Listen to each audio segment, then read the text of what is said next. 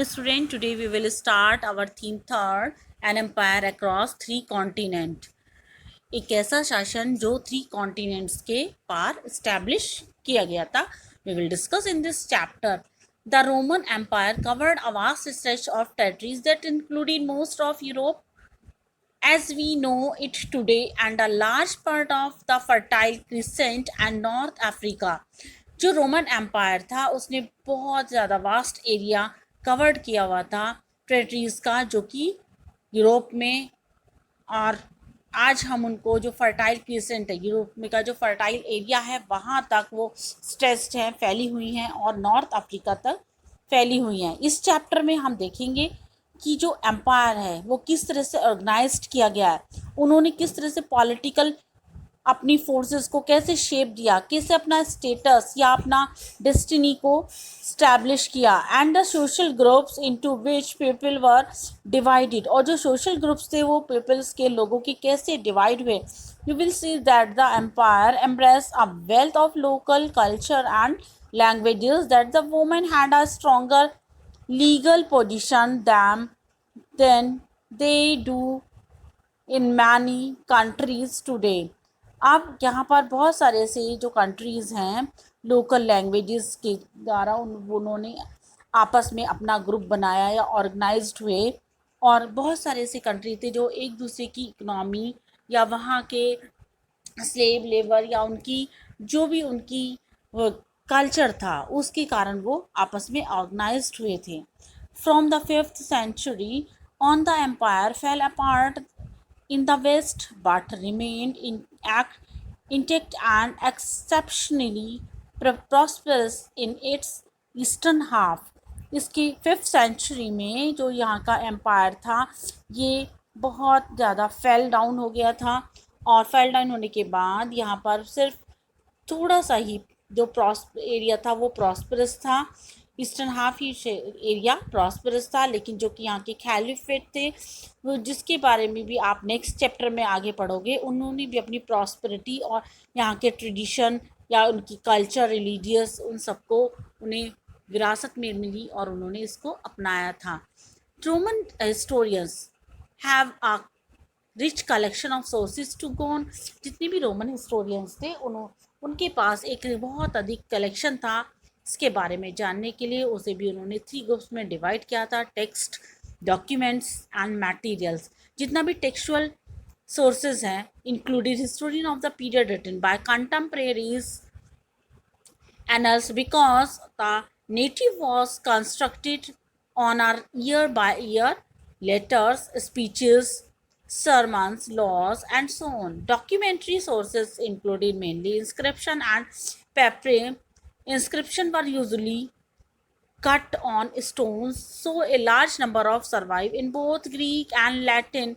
Papyrus was a reed-like plant that grew along the bank of the Nile in Egypt and was processed to produce a writing material that was very widely used in everyday life. Thousands of context accounts, letters, and official documents survive on papyrus and have been published by scholars who were called papyrologists. जो papers या paper के ऊपर जिन्होंने यहाँ पर इनके documents को लिखा, जो अभी आज भी सर्वाइव है कर रहे हैं, तो इसको पेपरोलॉजिस्ट के नाम से जाना गया. और बहुत से ऐसे मटेरियल्स हैं जो हमें प्राप्त हुए हैं, आर्कोलॉजिस्ट ने उनको डिस्कवर किया है, उसके बहुत सारे हमें एग्जाम्पल मिले हैं इस लैंडस्केप पर भी. हर एक एग्जाम्पल के बारे में हम पढ़ेंगे. जो हिस्टोरियंस जो इन स्किल्स के ऊपर वो डिपेंड हैं. 2 powerful empires. 2 powerful empire over most of Europe, North Africa and the Middle East in the period between the birth of Christ and the early part of the 7th century. जो 2 powerful areas empire थे या शासक के द्वारा जो rule किया जाता था यूरोप में और नॉर्थ अफ्रीका में, मिडिल ईस्ट तक फैला हुआ था.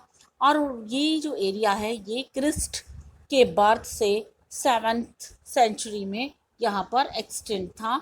और इसके बाद हम 2 एम्पायर्स जो थे रोम और ईरान दोनों ही आपस में बहुत ही राइवल थे, एक दूसरे के शत्रु थे. और इनके जो एम्पायर थे next to each other separated only a narrow strips of land that run along the river Euphrates. Euphrates नदी जो है इन दोनों को अलोंग अलग अलग करती थी, क्योंकि ये इनके मिडिल बीच में बहती थी।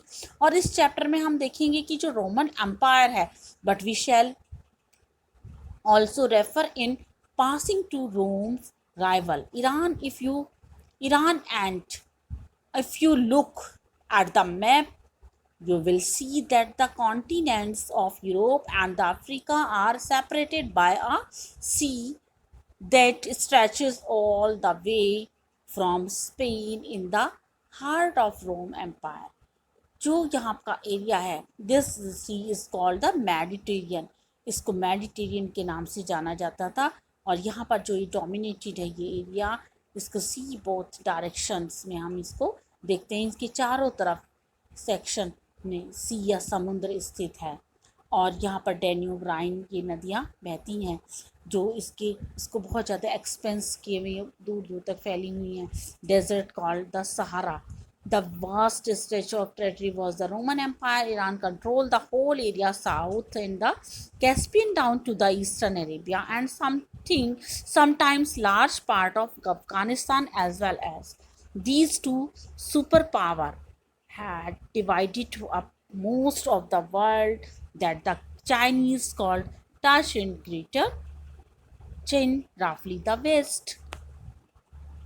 The early empire. Now we take this topic, the early empire.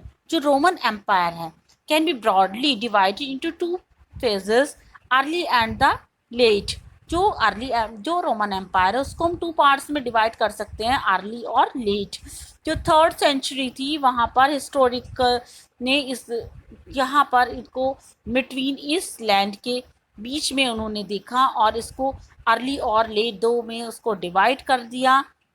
जो यहाँ पर 3rd सेंचुरी है उसको हम अर्ली एम्पायर, एंड उसके बाद का जो आफ्टर पीरियड है उसको हम लेट एम्पायर के नाम से जानते हैं। इन दोनों के बीच में डिफरेंसेस है, क्योंकि सुपर पावर्स और इनके जितने भी रिस्पेक्टिव एम्पायर्स थे वो रोमन एम्पायर में कल्चरली यहाँ की वहाँ की जो उनकी सांस्कृतिक व्यवस्था थी वो बहुत ज़्यादा डाइवर्स थी देन ऑफ द ईरान से बहुत ज़्यादा डाइवर्स थी। और जो पार्थियन है और उसके बाद शशानियन, ये दोनों डायनेस्टीज़ वहाँ पर ईरान में रूल कर रही थी इस पीरियड में।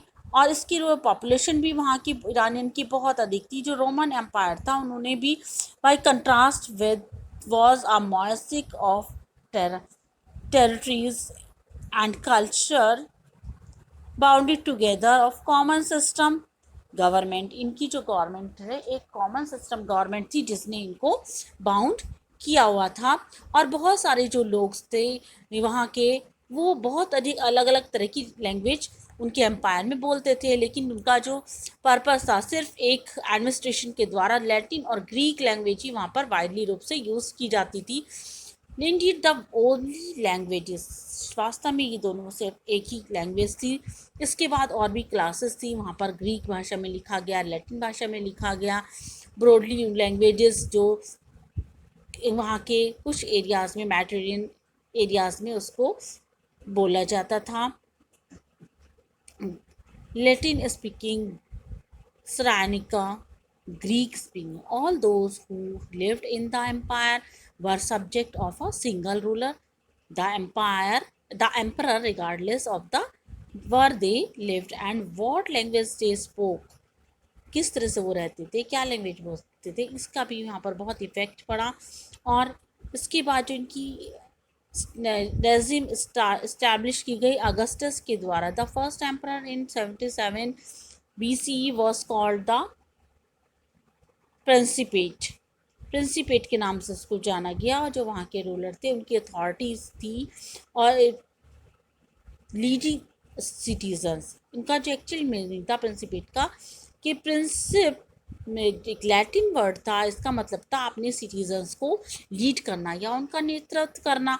और यहाँ पर वो लोग in the days when it was Republic, जहाँ पर रिपब्लिक था या गणतंत्र था और सीनियट भी एक्सरसाइज कर रही थी। Senate existed in Rome for centuries and had been and remained a body of representing the aristocracy, that is wealthiest family of Rome, and later Italian decent.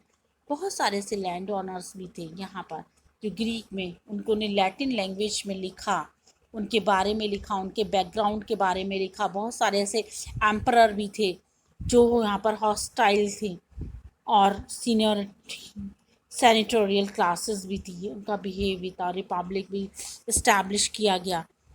But realise किया उन्होंने कि ये इम्पॉसिबल है। उसके बाद नेक्स्ट एम्परर आए और senate में नेक्स्ट सीनेट आई, और उनके जो इंस्टीट्यूशंस थे वो भी इम्पीरियल साम्राज्यवादी रूल था, शासन स्थापित किया गया। रोम को प्रोफेशनल आर्मीज़ को, सोल्जर्स को पेड किया जाता था, और इस सोल्जर्स जो थे वहाँ के बहुत ही अधिक बेटर वेजेस और उनको सर्विस की कंडीशन भी बहुत अधिक अच्छी थी। These agitation often took the form of mutinies in the soldiers felt. Soldiers ने ये फेल्ट किया कि जो जनरलिस्ट हैं वहाँ के एम्परर हैं, again our picture of Roman army depended largely, बहुत अधिक लार्ज रूप से वो लोग वहाँ पर व्यवस्थित थे। और सीनेट भी कोई डर था कि वो आर्मी से हेट ना करने लगे, क्योंकि वहाँ पर बहुत अधिक वायलेंस और बहुत पुअर कंडीशन हो गई थी वहाँ पर, तो इसलिए उन्होंने उसको बहुत अच्छे से मेंटेन किया। टू सम अप, अगर हम देखें कि जो एम्परर है वहाँ के एम्परर ने aristocracy and the army were the three main players in the political history of the emperor. The success of individual emperor depended on their control of army, and when the armies were divided, the result usually war civil war. इसका मतलब ये हुआ कि वहाँ पर civil war start हो गई, for example हम, और युद्ध होने लगे थ्रोन्स के लिए, गद्दी के लिए।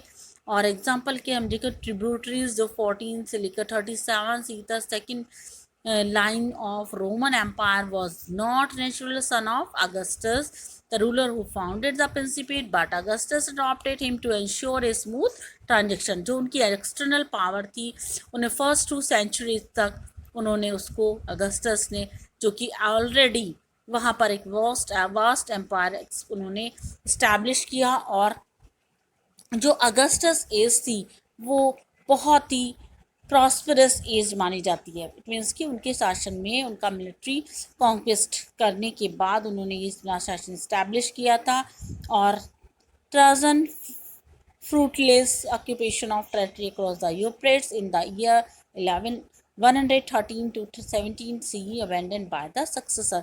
इस तरह से उनके सक्सेसर ने भी उनको इंक्रीज करने की कोशिश की।